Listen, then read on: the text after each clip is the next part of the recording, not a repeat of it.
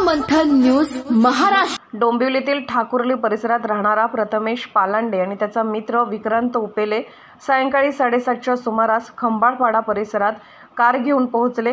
प्रथमेशने गाडी रस्त्याच्या बाजूला उभी करून गाडीतून बाहेर येत विक्रांतला गाडी लॉक करण्यासाठी चावी दिली। मात्र विक्रांतला कार चालवण्याचा अनुभव नसल्यामुळे त्याचा तोल गेला आणि गाडी भरधाव वेगाने पादचारी रिक्षा आणि दुकानाला धडकली। या अपघातात एक महिला गंभीर जखमी झाली तर काही लोक किरकोळ जखमी झाले आहेत। कार पलटी झाल्यामुळे मोठा अनर्थ टळला। टिळकनगर पोलिसांनी कार चालक विक्रांत उपेलेला अटक केली आहे।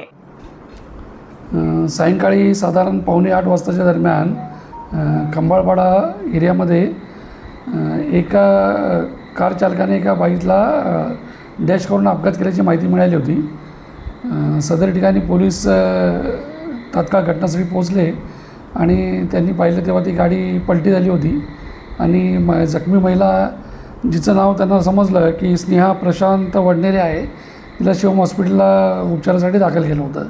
तिला मल्टिपल इंजुरी आहेत आणि जो गाडी चालक आहे ज्याने अपघात केला त्याचं नाव विक्रांत विजय उपेले असं आहे। 26 वर्षाचा आहे तो आणि त्याला कुठल्या प्रकारची गाडी चालवता येत नाही आणि त्याचा जो सहकारी मित्र आहे त्याची गाडी असून त्याने त्याला गाडी चालवण्यास दिली, चालवण्यास नव्हे त्याला गाडी लॉक आहे का बघण्यासाठी दिली असता त्याने ती गाडी चालवण्याचा प्रयत्न केला आणि त्याने अपघात केलेला आहे।